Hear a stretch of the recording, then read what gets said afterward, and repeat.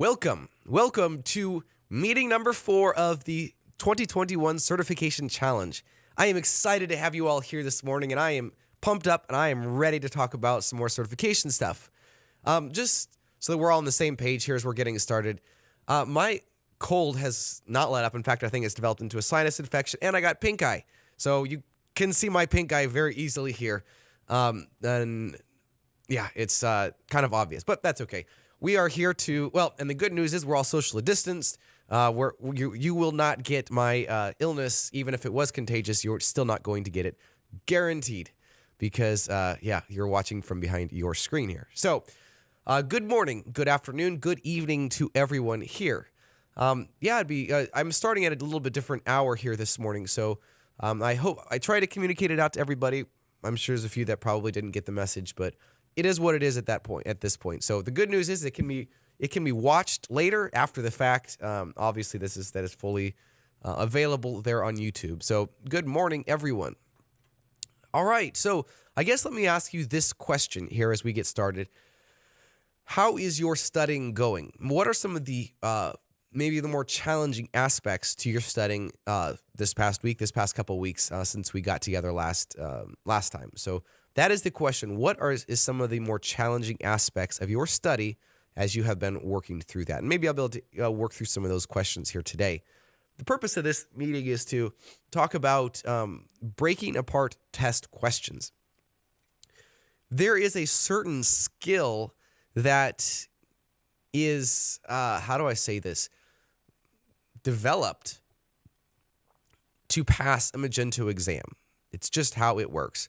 There is certain parts of this that come with time and with experience of taking Magento tests. And my goal is to accelerate that for you such that you are able to have some good, solid strategies in order to take the test. And today, we'll be looking at practice tests specifically. I'll break apart questions in our practice tests.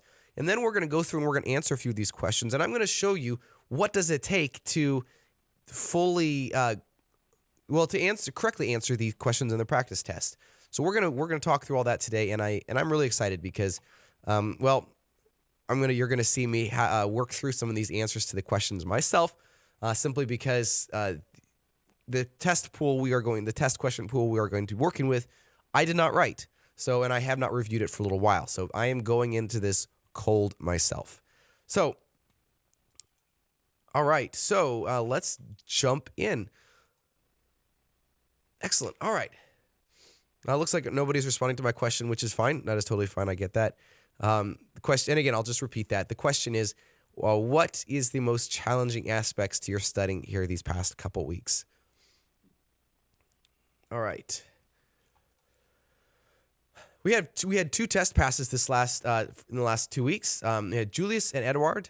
So congratulations there.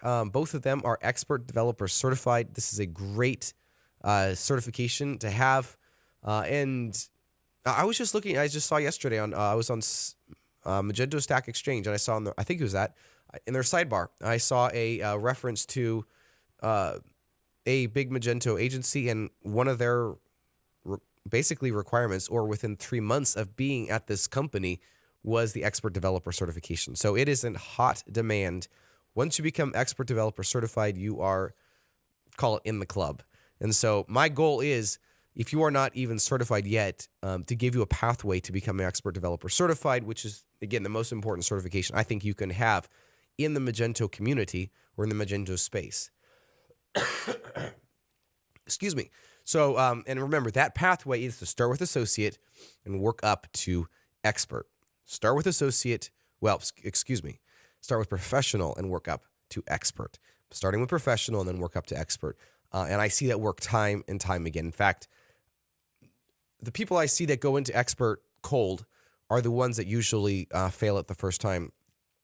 I usually see people pass the professional first, and then they are on a good track to passing the expert developer later.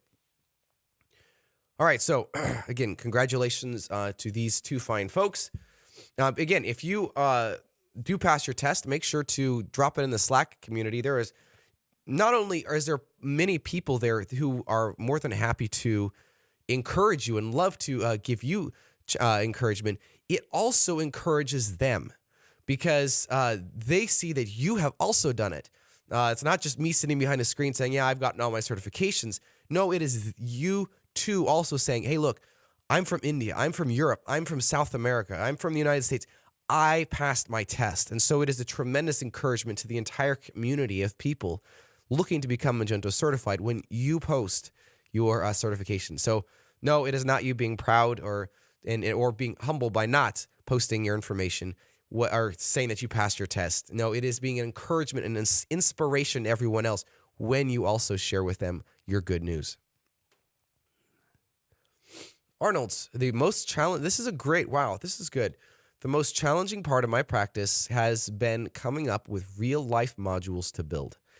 Yes, and I can understand that. Let me chew on that and think about that in the next week or so. I think so. Next week we're gonna have our developer study group, and let me spend some time thinking about some ideas for that, because that is an absolutely excellent comment that you bring up there. I'm glad you do. Thank you.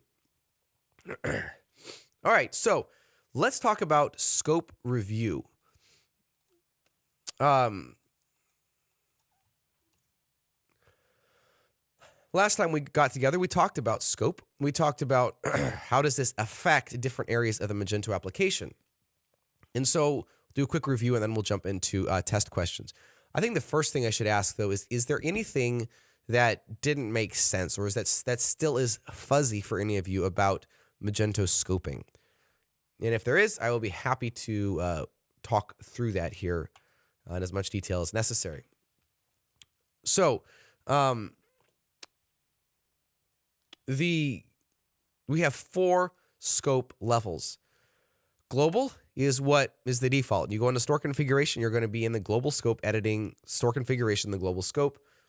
You go edit a product, you will be in the global scope.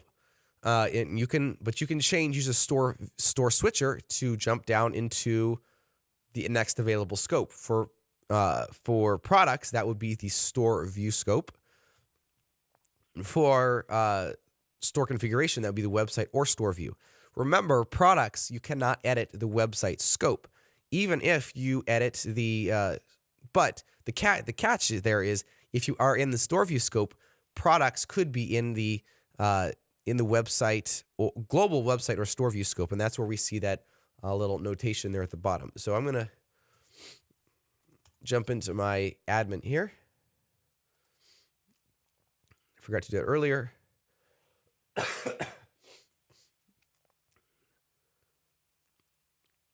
All right, so if we're editing a product, come into product edit. And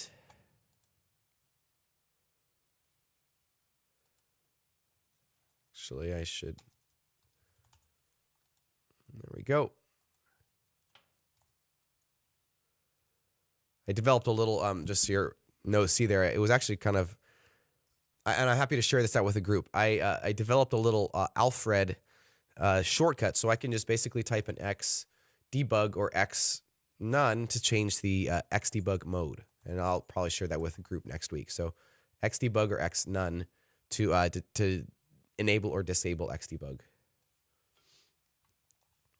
which makes it a lot easier. So as you see, without X debug enabled, this page loads up much faster. So we see we have the scope below every single one of these attributes, and it's very important to remember some of the more I was going to use the word important. Some of the more common attributes. For example, the scope of price. Remember how that can be switched. The scope of tax class, which is which is website. The scope of enable product, and the scope of where is it? Visibility. There we go. Which is store view. So all of these can be used together to affect or to change the outcome of aspects of the store. For example, you can set a product to be not visible individually at the store view level, which means that the product cannot be accessed for a given store view. which means that you can effectively disable a product for a given store view, which makes it so that it does not force us into having to create a website if we want to show or hide products for a given domain. We can do that at the store view level. So we have so we have these options, and the test will cover the minimum scopes necessary to be added. That is pretty much the question format on the test, and those are the most dreaded of all questions, and that's why I'm wanting to cover them here, just to make sure that we are comfortable with how this works. Okay, so yes, I think that covers pretty much what I wanted to talk about there.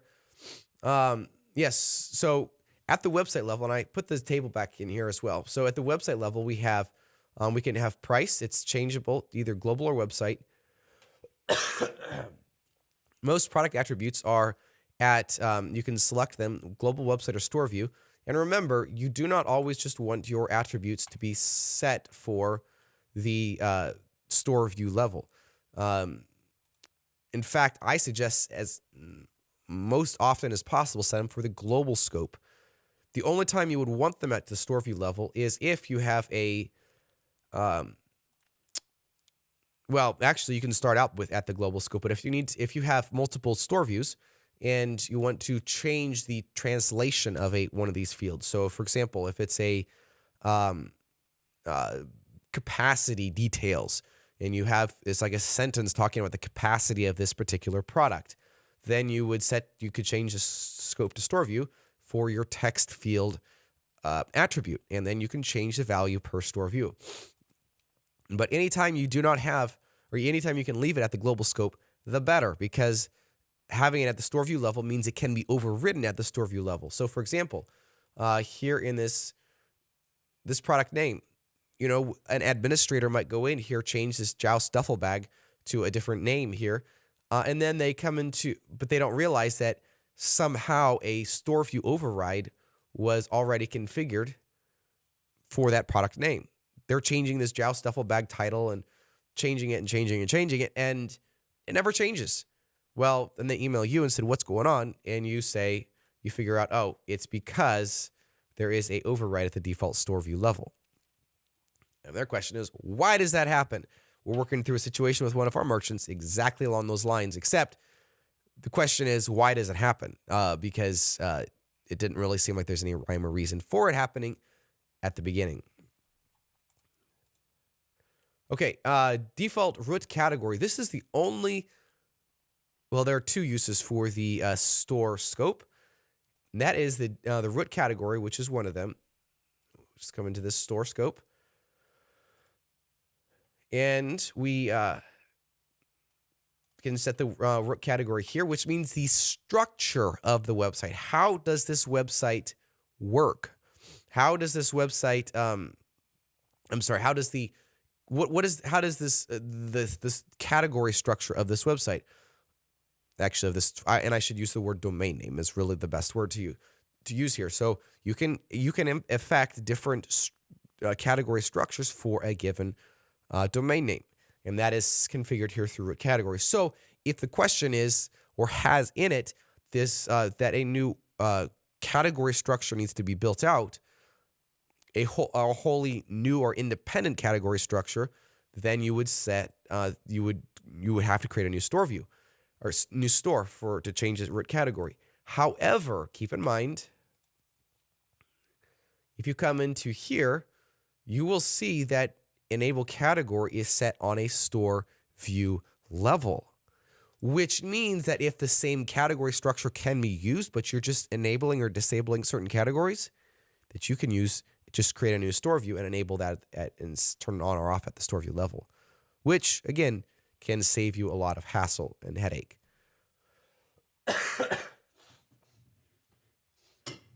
So that is a number of beneficial ways to approach answering these questions. Let's talk about payment methods or shipping methods. One thing to remember here is payment methods and shipping methods are only enabled or disabled at the website level. we can think of website as features, just like I have here in this slide here. We have feature, switches, pricing, and configuration. These are very important categories to memorize. So as you're working through some of these questions, you look at them and you say, okay, if I add a new website, that means that the website is for feature switches. So is this enabling or disabling a specific feature? Well, if it is, then yeah, we might need to do this at the website scope. So, but again, of course, there are exceptions to that, as I've been talking about here. Yes. So payment methods. Again, this is set at the website or global level. Let's go in and look and see how this looks here. Sales, shipping methods.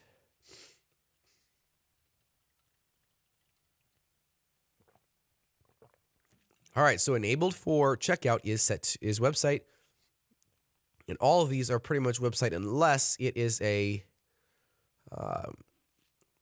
title, which is store view, which would be translatable. So in that way, title is that would be per store view. Now, one thing you can do is use the ship to specific countries field to your advantage. And this only works if you're doing a store view per country. So you would have like swiftauto.in for India, swiftauto.fr for France, swiftauto.de for Germany, swiftauto.co.uk for United Kingdom. So in that case, if we wanted to just enable FedEx for United Kingdom, we would, let me just walk through that. So we would have a store view for United Kingdom. We would enable this FedEx, or I guess that'd be DHL for United Kingdom.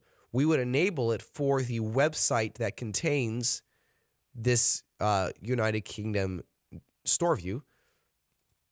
And then we would come down here to ship to specific countries. For some reason, let's see here. Oh, there we go. Specific countries, and then we would find United Kingdom. So in effect, this is how we would limit,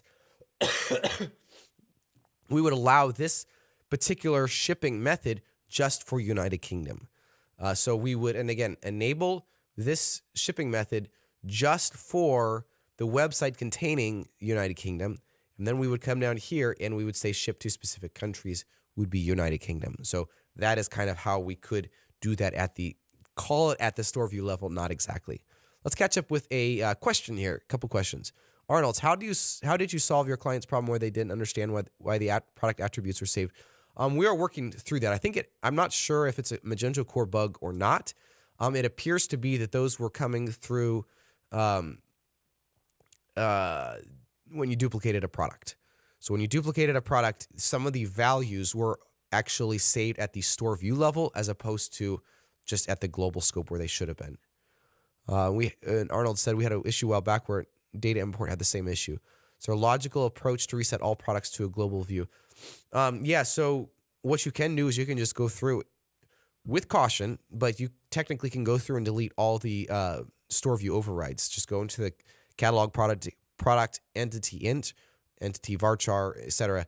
tables, and you can delete those store view overrides out. Now, be careful if those were to, I always create backups of that before I do this, but if those values were correct at the store view level, then you have to go through some more gyrations. 1 second here. I'm going to have to attend to my nose here.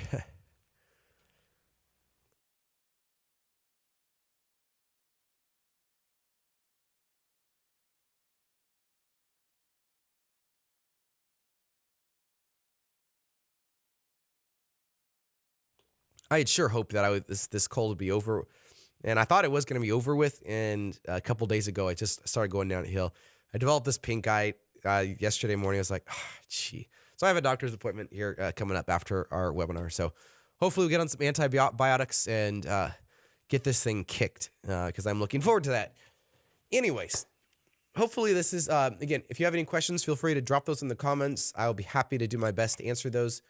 And as we continue on. All right, so I think that pretty much sums up my conversation I wanted to recap from last week. Let's talk about our favorite concept of practice test questions. And in reality, the practice test, or the goal of the practice test, is to prepare us for the real test. Now, I just want to call this out here at the very beginning. The right way to take the practice test, let's talk about what that is. Taking the practice test should involve you working through the test questions one at a time, getting to the end, and seeing your score. I highly discourage going through these practice tests and looking at your answers at the end. Do that the very last time you want to take the practice test. But remember, as soon as you do, you just have removed 75% of the value from taking those practice tests or that practice test pool. So, for example, on the expert developer, I have the most pools for that. I don't remember exactly how many pools it is, but it's at least 4, maybe more pools. There's close to 200 practice test questions for the expert developer.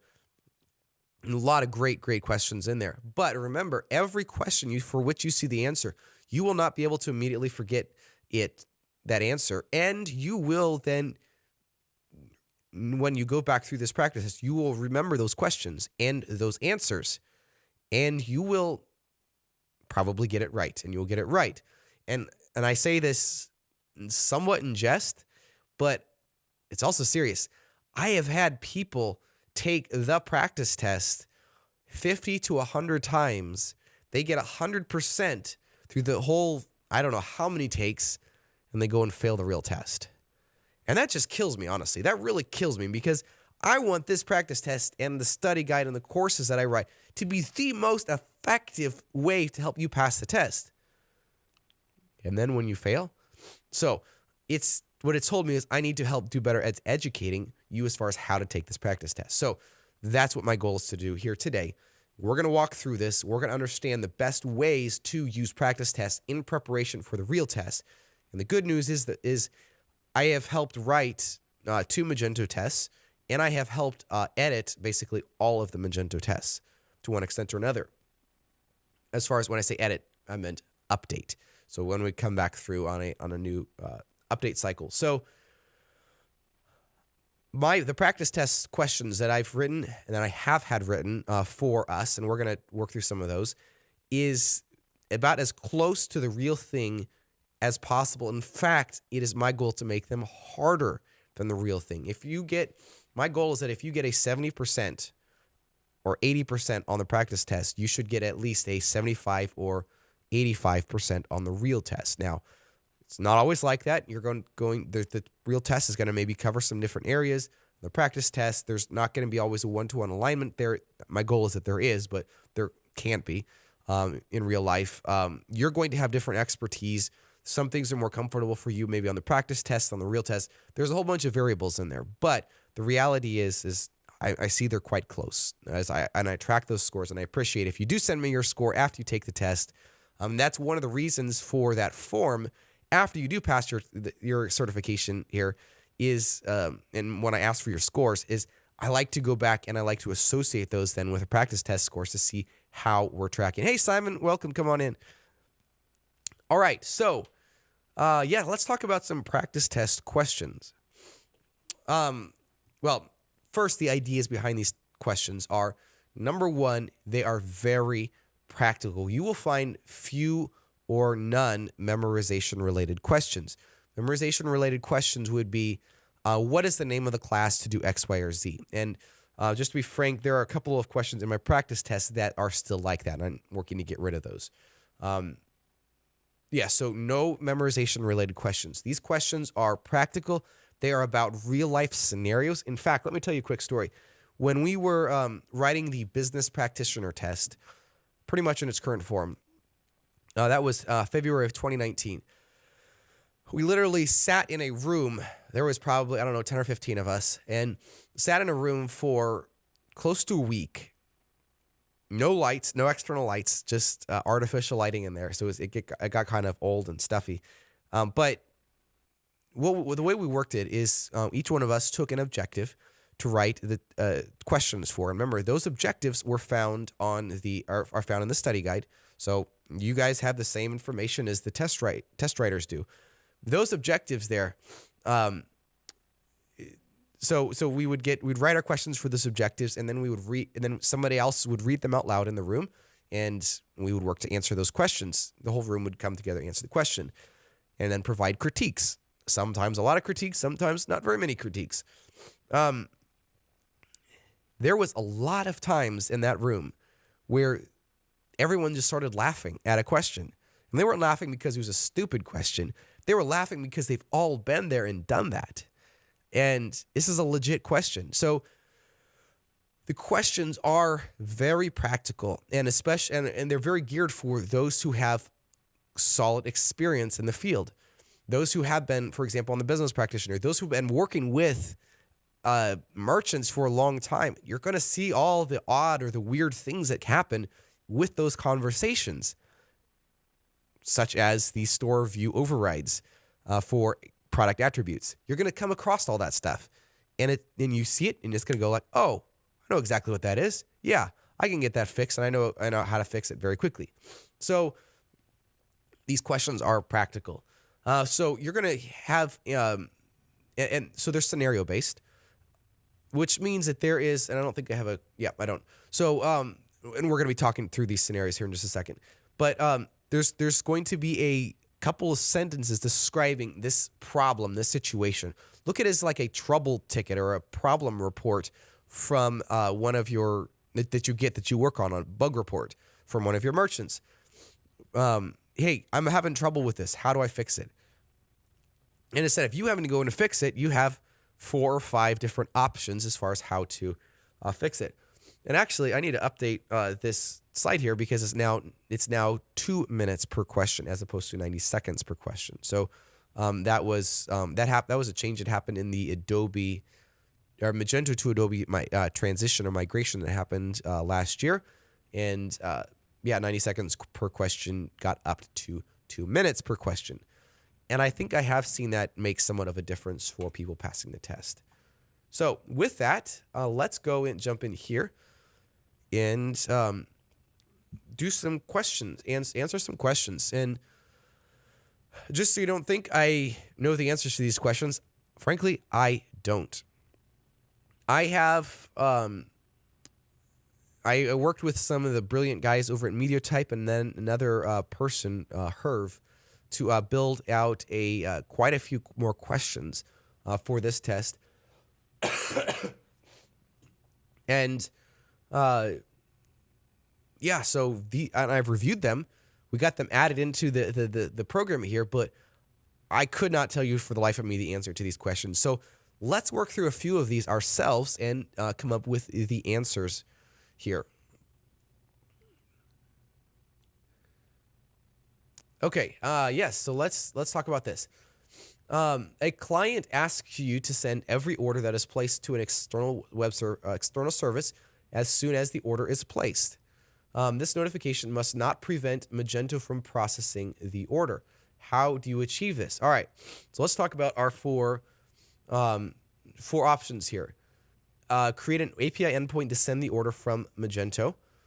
Create an we'll walk through each one of these. I'll give my reasoning for why I would suggest each one of these or not suggest against it. All right, so knowing Magento, well, actually, let's first look at the question itself. It's very important to read the question in its entirety. That's why I read it out loud. You obviously can't read it out loud when you're taking the test for real, but you can do your best. So to read it through very carefully in your mind. A merchant asks you to send every order that is placed to an external web service as soon as the order is placed. So it asks you to send every order that is placed to an external web service. So let's look at their first answer. Create an endpoint to send the order from Magento. Honestly, that doesn't even make sense because, well, we can create an endpoint, API endpoint, but that is only, API endpoints are passive. they will only respond with information when they are requested. An external web service or an external service is also passive. So we have two passive options here. Okay, so that means it's not option A. Option B is create an after plugin on the place payment method. All right, now experience will tell you that the underscore place payment is a protected method. So, or the underscore means a protected method. So we cannot create after plugins for protected methods. So that is going to be out of the picture. Write a cron job that scans for new orders every 5 minutes. Now, honestly, this is probably one of the better options. However, it does fail to pass the as soon as the order is placed test. So that would be a decent option, and I like the idea of using cron. It makes it asynchronous. That could be a good option. But then we also have create an observer to listen for the success action event. Now, this one fulfills all the tests. It sends every order, yes, that is placed, yes, to an external web service. So it sends it to an external web service as soon as the order is placed. But then here's the next test. It must not prevent Magento from processing the order. So the order is processed. If there is an error with sending this, that error will not stop at this point. But let's go here and let's verify our question. Let's verify the answer to this. So we can go search for this in the test or in our code base. Now remember, you can't do this in the real test. That's fine. I get that. But what you can do is do this. You can you can, while you're taking a practice test, go through and understand that. So yes, Simon, I get that. I get that. Now, the one thing is, and I will put this out there, Simon, as well, on the after plugin for the place payment. Well, let's go look at that here real quick. So controller success action. Now, the one thing that this is not answering is this would be for the send every order. This actually might not be, this would be just front end orders. So to be frank, this is, I believe this is the one I would choose. It might not be 100% correct. Now, actually, as I'm looking at this, every order, this happens on the front end. So it might be the place payment. After all, Simon might be right.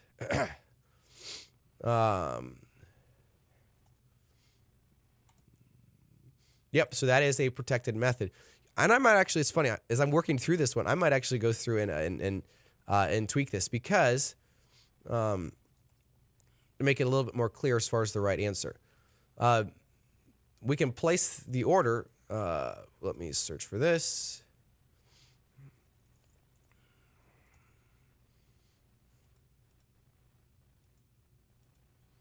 Okay, let's. Yeah, okay. So the place payment would not work because it is a protected method, but it's something to think through. So I think I'm going to still stick with this one, even though it is not every order. It is the front end orders. And it's funny. I will probably go back through and I will tweak this answer, a couple of these answers just to make it a little bit more clear.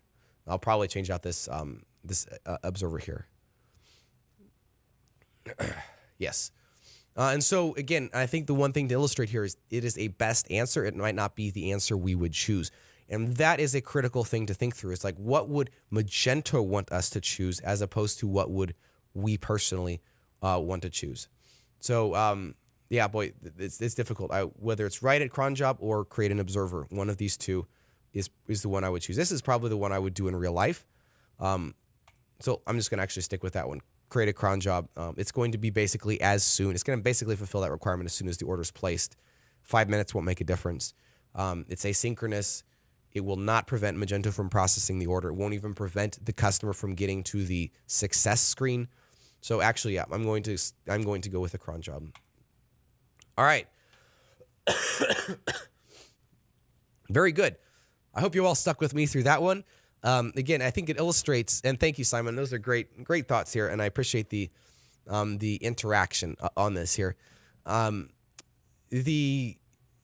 this does illustrate some of the challenge that we have in going through and answering these test questions, because we're all going to approach problems differently. And so how do we go through and solve this problem in the way that would answer the question correctly? All right, you are working on an events module that adds in some custom functionality where the admin can populate a calendar in the admin with upcoming events for their business.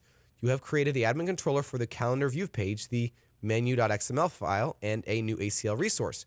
The client comes back to you with a bug where the ACL resource is not working, and admin users with unauthorized roles can access the page.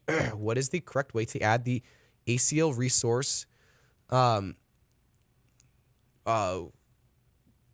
the menu? Real quick answer to the question here. Bhupendra said, I think they said that as soon as so the cron job won't be like that. What do you think? Yeah, that would be definitely an issue, but I think within 5 minutes would be every 5 minute cron job would be the best answer there. Simply because 5 minutes is not going to make a difference really. To me, 5 minutes is the same as soon as, and I think that would be a good answer to that question. I could be wrong, but in fact, I could. Here, we can go cheat real quick. How about that? Let's go to this, the previous one, and I'll cheat real quick.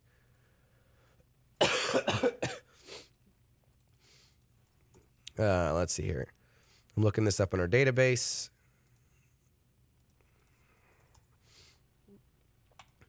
All right, so the answer is on that one, the create an observer. So this would have been the correct answer, and the cron job would have been incorrect. Now, I will clean this. The answers up on this one, simply because this does not account for every order. This could, but this does not account for every order. This is only orders on the front end, as we saw right here. Yes, a checkout order, one page success. This is just for the front end. So, all right. Very good. Well, this is good. This is good. So, what is the correct way to add an ACL resource to the menu? Now, honestly, I'm going to say this. I absolutely hate these type of questions because, and they are on the test, so it's not like it's inappropriate to have them in the practice test. These type of questions are on the test, and you have to sort through in a small window like this. How do these differ as far as the code that is presented? So, yes, what is the correct way to add in your ACL resource to the menu? So we are in menu.xml, and we need to find the correct answer. So I don't think it's ACL, if I remember correctly. I don't think it's resources.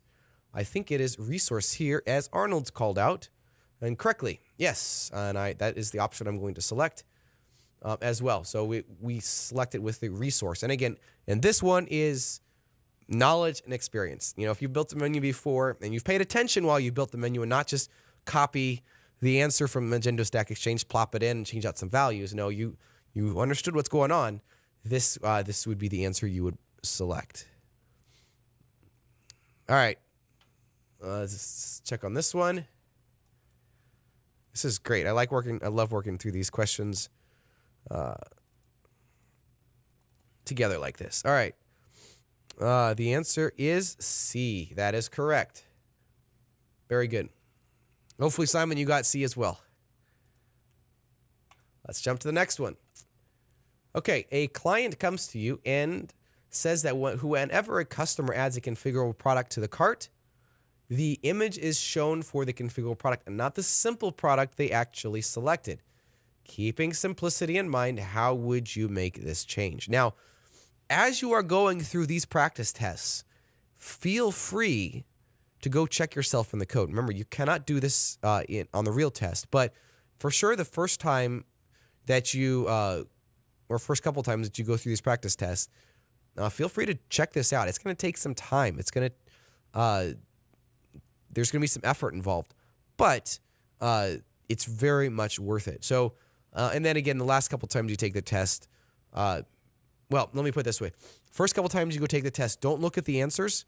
well, don't look at with it, don't see which one answer was correct, but go figure out the answer in PHP Storm, in your Magento installation, whatever. Kind of cheat with that approach in mind that you're going to go find the answer at every question. As you get to the end of your study era, then you go through these practice tests, and when you're ready, you look at the correct answers, but don't go through PHP Storm, etc., and to find the answers. All right, so keeping simplicity in mind, how would you make this change? All right, so we can copy this file into our theme, update the template, pull the simple product image. Now, one thing we have to keep in mind is whenever we have this, it says keeping simplicity in mind, keeping maintainability in mind. And we're going to be talking about those abilities in an upcoming meeting. So wait for that. But keeping simplicity in mind, how would you make this change? What this is saying is that there are multiple correct options, but not all of them are simple. Okay, so not all of them are simple. There are multiple options that, though, are correct. Okay. Yes, and Simon called out a very important note here, in that knowing why the wrong answers are wrong is as important as knowing why the correct answers are correct. Exactly. So let's start back through our answers here. So copy this file into our theme and update the template and pull the simple product image. Now let's look at the path.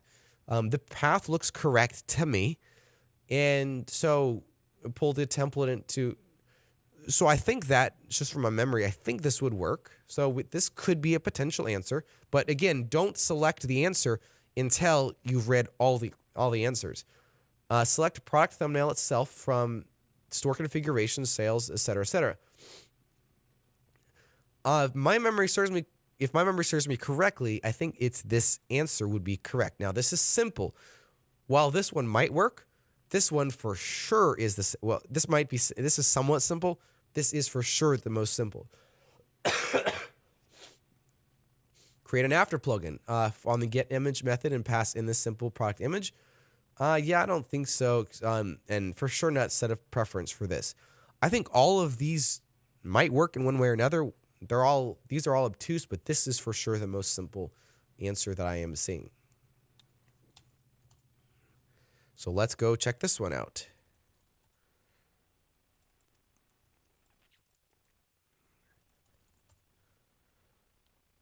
Yep, we are correct. So, yep, I think Simon, you didn't say option B, but I'm pretty sure you that was the one that was in your mind. So again, keeping simplicity in mind, and this is where experience comes in, and just understanding how to do things in the Magento application. That will serve you very well there.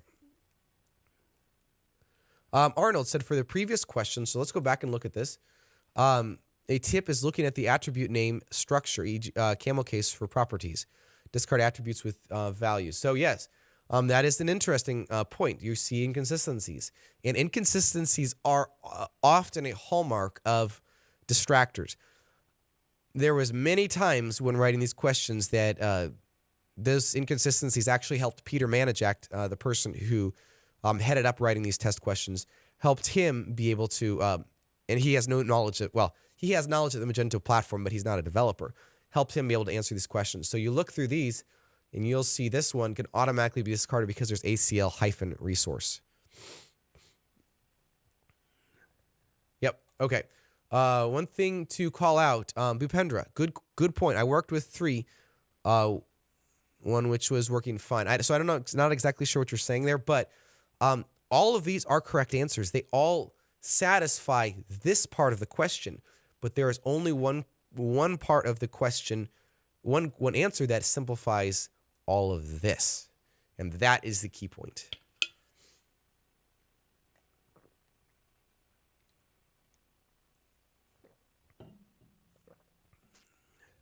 Okay, very good.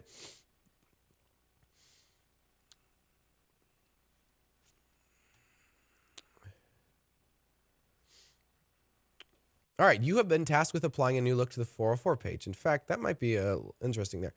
How do you do this? Update the 404 template as specified in the Magento error reporting module. update the default Magento Apache Nginx error page. Nope, I can tell you that one that's not correct because Magento is this is a new look to the Magento 404 page. Locate, and this is a Magento test, so we always want to view things in that filter. Okay, locate the CMS page as specified in the store configuration for 404 errors. Create a 404.html file in the pub directory. All right, this I believe is the correct answer. Let's prove this, and that is when we come into content pages. We have a 404 not found page in here. So content, and we can edit that content here. And we can test this. So let's go into LCS associate to a site. There we go. And that would be correct. Let's save that. Oopsie. Session issues.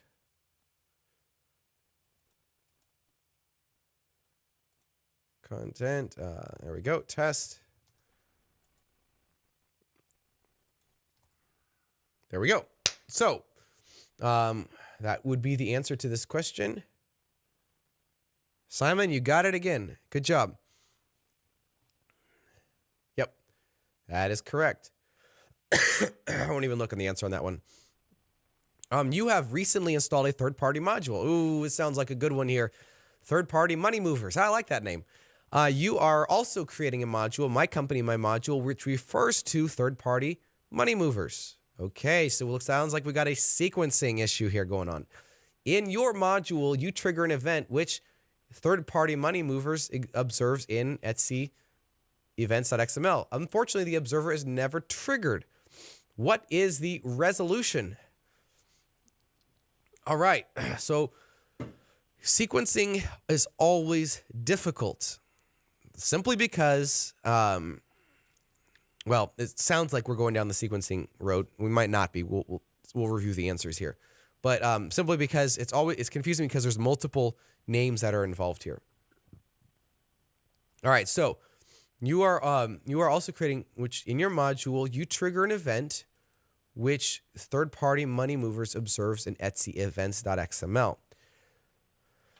And unfortunately, the observer is never triggered. Now let's talk about how this works.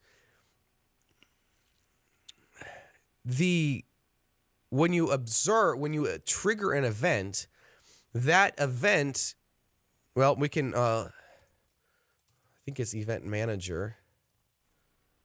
Oh, no, we got it.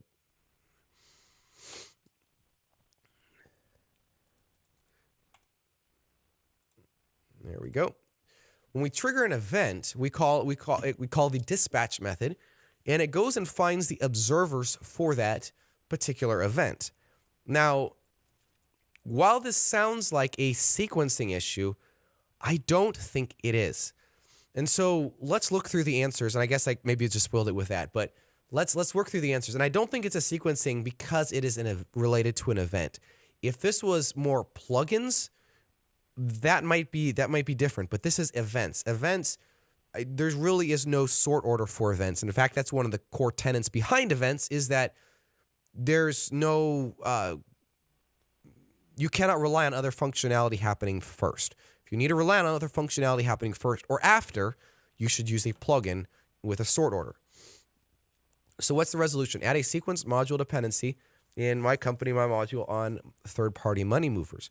Now, actually, I am going to, and I'm going to state this. This is where the Magento technical guidelines is very important, because in those guidelines, it specifically says the events should not be dependent on other functionality happening.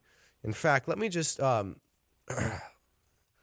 Magento technical guidelines. Just show you how important it is to understand these. Service classes, plugins must only throw exceptions. Observers must only throw. Okay. Okay. Let's see events. All values passed must not be. Okay. So value must not be modified in the event observer. Instead, plugins should be used for modifying the input or output of a function. And so I think that this is what I was thinking of specifically in relation to this, is that an event observer should only do something should trigger some type of functionality that happens with the value that is, or with the incoming data. It should never modify it. That is what a plugin should do instead. Yes, events should not use to change the state of observable objects. Yes, that is correct. We'll just make sure. Yeah, I think so. So that's what I was thinking of. So here, back to this. All right, so add a sequence module dependency in this, but a sequence module dependency, my module does not have to be declared before or after third-party money movers in order for it to work correctly. Those events are compiled into a pool, and it doesn't matter. Delete this file so it can be automatically regenerated. That's a really bad idea, just regardless. Even if it kind of would work, it would be a bad idea. Run setup DI compilation. That has nothing to do with determining whether or not a event is triggered or not. Ensure that third-party money movers is enabled. That would be the answer to the question that I would choose. Because very likely, if it's not, it is. If it's not being triggered, that that module is not loaded in. Let's double check this. Yep, and that is the correct answer. All right, I think one more question, and then we're going to have to sign off for today as well. Fortunately, all good things come to an end.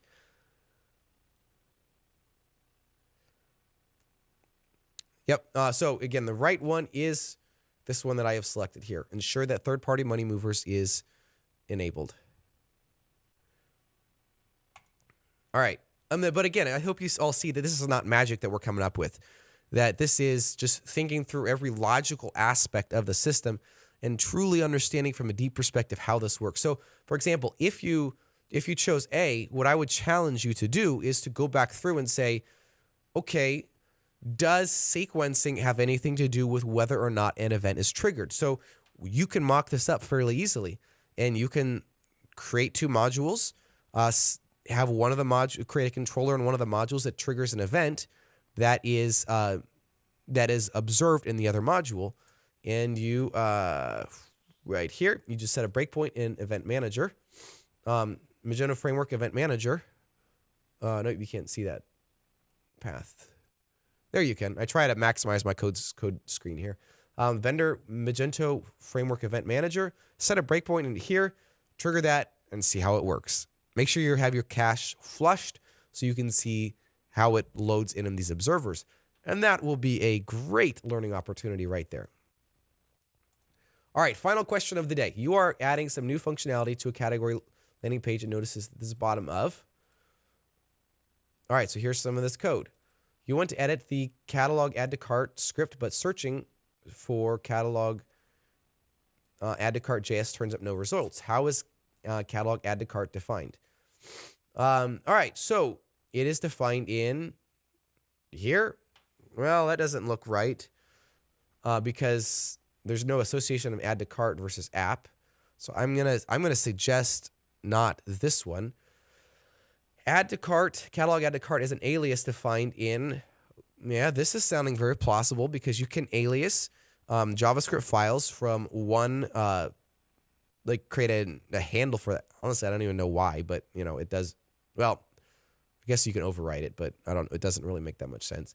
It's passed into the block XML as an argument and parsed by required JS. Yeah, okay. That doesn't seem, I mean, that's possible. You can pass JS config into a block, and then it is rendered on the front end via the template of, I think it's like get JS config. But no, this is a, right, no, this is not a UI component, so that wouldn't work. The camel case is converted to add catalog add to cart and adds and adds.js to the end. That does not happen in Magento either. So the correct answer would be this. And if we want to double check, we can go search in our code base for this, and we will immediately see it in require.js config.js. So that's how we go through these practice tests. And I think I hope this will unlock the power of these practice tests to you, because again, they are incredibly powerful. There's so much capability capacity in being able to work through this and understand exactly how this works. So one other thing I don't think was in this. Oh, yes, it was. This little box that I added down here a little while ago. Whoops. This little box down here, 15 minutes and total over, and this question. Those are also there to put the pressure on you. So you can see how much time did you spend on this question. And if you spend more than 2 minutes on a question on a practice test, you're in big trouble. So you want to get that to be at least 25% less than, a minute and a half max per question on a practice test. And it should probably be more like 50% of the time on the practice test. So yeah, I think that is what I wanted to cover this week. Is there any other final questions to talk about? Remember, next Saturday, we will be getting together and talking about we're doing another developer study group next Saturday. It was 3 weeks ago. That went over really well, and I was super excited about that. And so again, my goal is to see you guys pass your tests, and we're going to dive into some more code and studying for the developer tests, primarily professional and expert developer test next week, a week from Saturday. So if there's any other questions, feel free to drop them in. Otherwise, we will be signing off.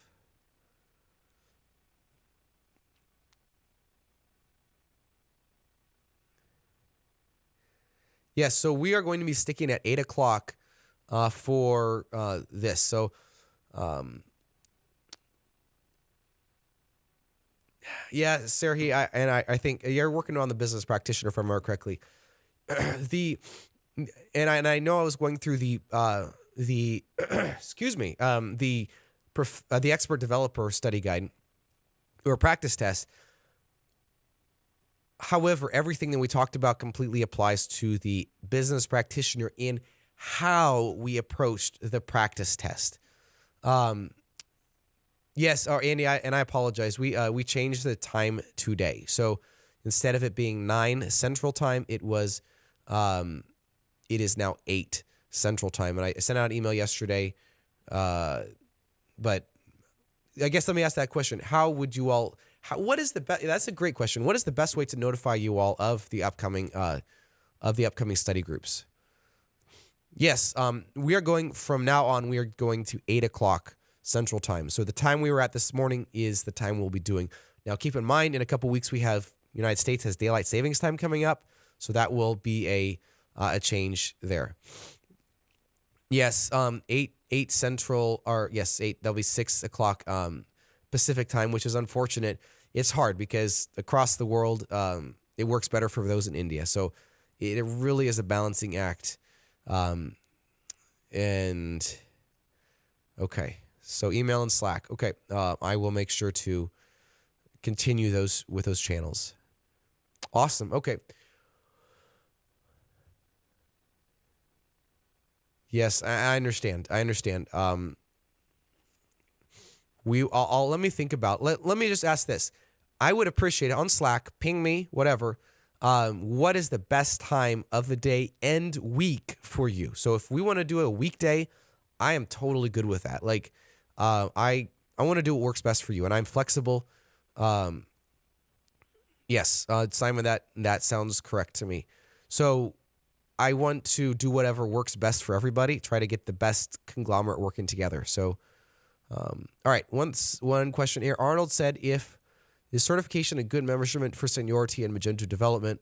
It is a measurement. I wouldn't say it's the best or a good measurement. So, it is definitely a measurement. But I wouldn't necessarily say having the expert developer makes you a senior developer. In fact, that's what the book I'm writing about, I'm writing is part of this conversation, that talks about in there is how to become a great developer. So I look forward to sharing more with you here as time comes forward. So anyways, it was, yeah, I understand, Andy. And so let me think through and work through what might work to be a better time, if we need to change that. So anyways, it was good talking with you all, and I appreciate it. And I hope that you all have a wonderful week. Keep studying, and we'll look forward to talking next week. Take care.